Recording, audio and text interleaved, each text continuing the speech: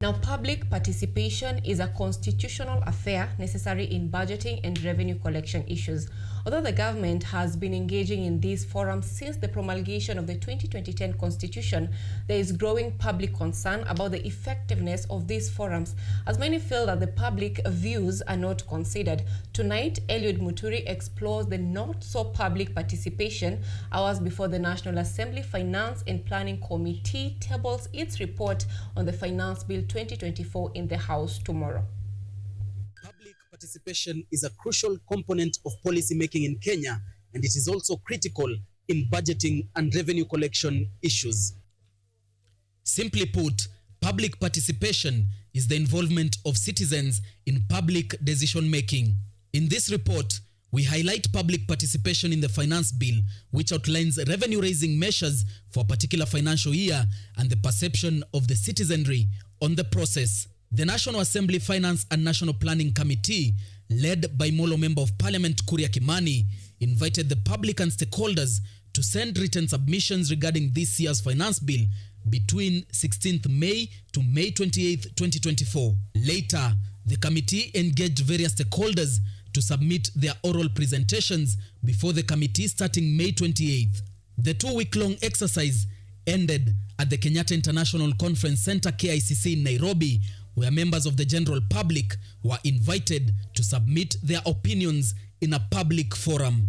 Although the Finance Bill 2024 has raised public outcry even online, not so many people turned up at the Monday 10th June public hearings. Nevertheless, those who attended were accorded an opportunity to air their opinions. Here, the introduction of a 16% value-added tax on bread, excise duty on cooking oil, increasing duties on internet and mobile money transfer services, and the introduction of a motor vehicle tax of 2.5% were among the contentious issues that were strongly opposed.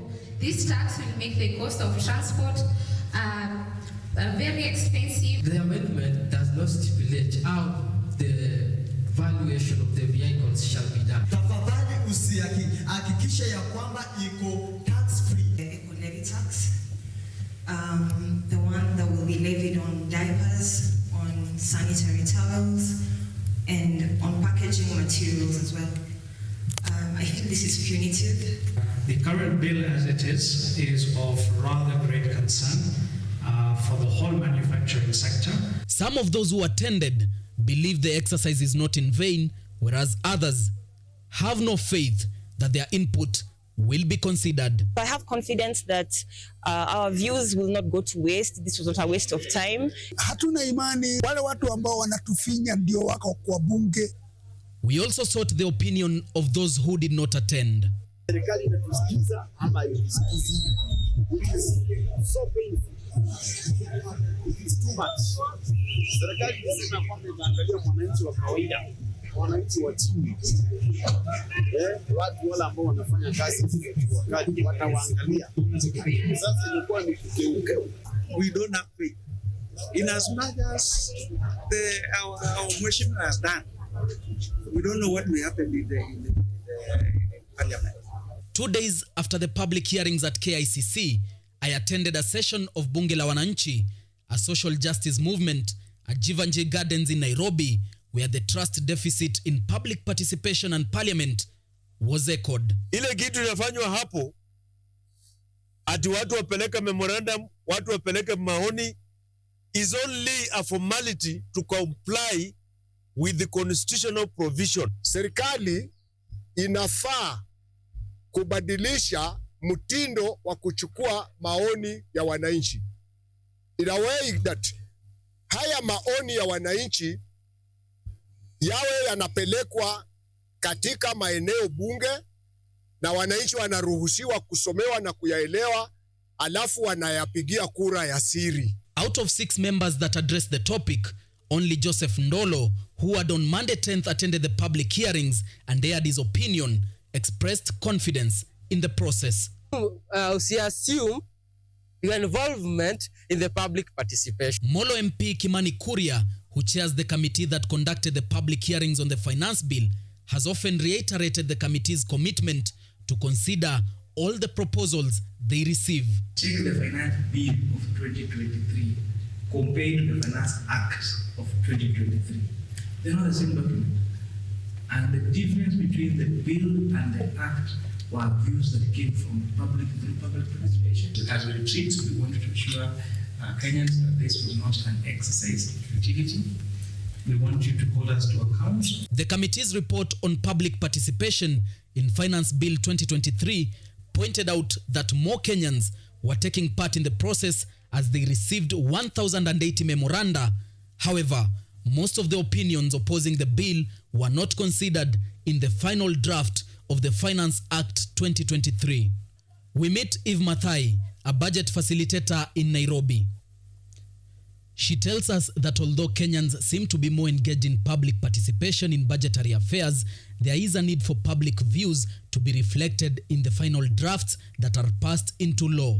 I work with a lot of budget champions and facilitators, and once you discover that your input is not being taken seriously, you will not avail yourself for the next public participation forum. The language of lawmaking and even the way law is passed is written. Mathai advocates for inclusivity in public participation and collaboration between government and non-state actors to help break down the complex budget issues for the common mwananchi. We should fast track the enactment of the National Public Participation Bill. Secondly, counties should be encouraged to enact their public participation bill. Thirdly, I think it's about time that we embrace technology.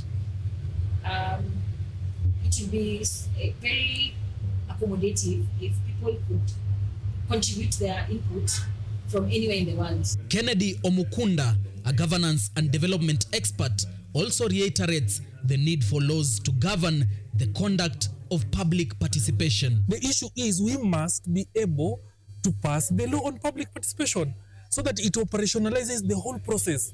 There is a public participation bill yet to be passed by Parliament to regulate public participation in Kenya. This darkness ahead and more darkness.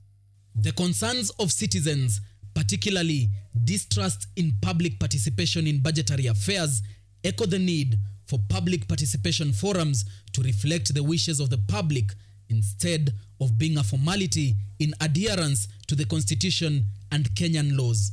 The fate of the Finance Bill of 2024 now lies in Parliament, with legislators having the final say, which could either improve or dampen the public trust in public participation, an exercise through which Kenyans exercise their sovereign power. Eliud Mutweri for KUTV.